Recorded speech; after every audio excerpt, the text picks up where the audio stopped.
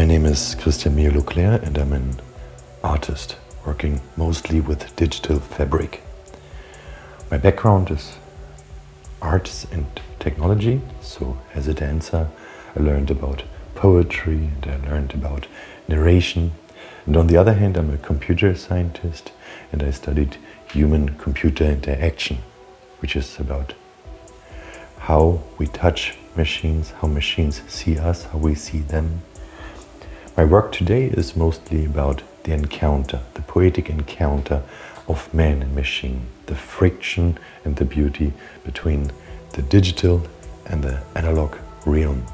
So right at the hybrid intersection of those synthetic and those natural sensations, I continuously strive to investigate how do we actually meet our mirror and how do we actually see ourselves through the lens of a machine.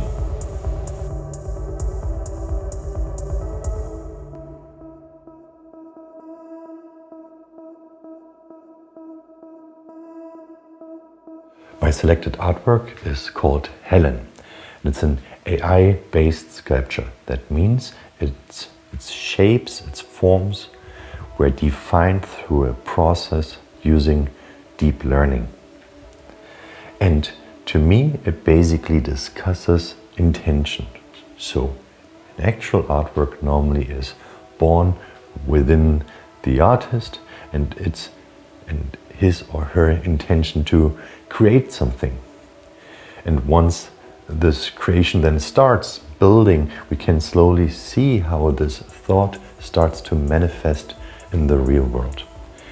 In the case of Helen, however, its shapes, its lines were determined by a neural network, and it was then shaped through a mechanical robot.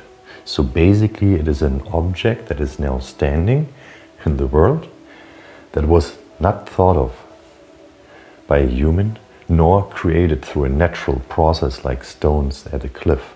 It just comes out of nowhere, and to me it also feels like that. It's a dark, cold stone and it's quite beautiful.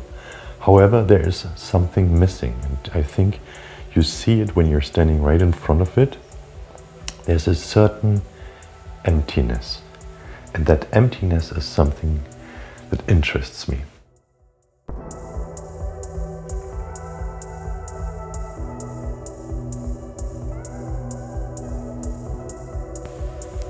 The artwork Helen is created through a custom algorithm that we invented at the studio Christian Mio Loclair. And it is basically an algorithm that is inspired by deepfake technology. So deepfake technology works like this.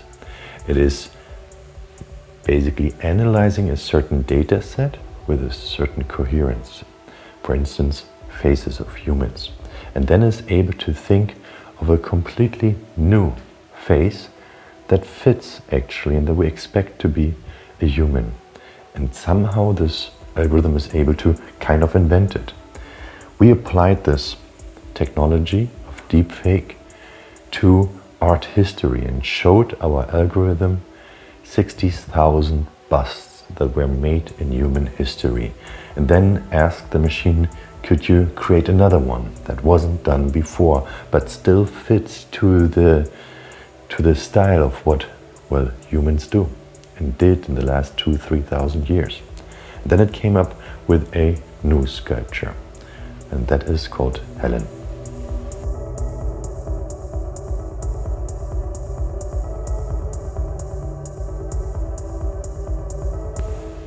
The aspect of Helen that brings insights into our possible future is actually the way it was created. If you think of institutions as well as brands, what they try to do is to analyze what serves us best and then feed back this to us by predicting what could be done. Brands try to increase revenue through this continuous interaction with a population, and institutions try to serve and help humans to improve the way they live. Now that is exactly how machines work. They analyze data and predict.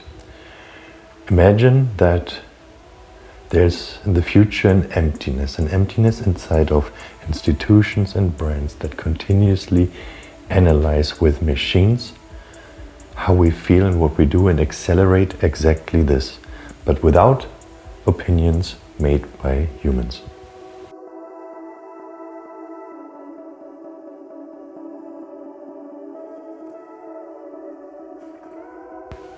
My prediction for the next 20 years is that we will see and witness how we continue to separate from scientific reality as a population.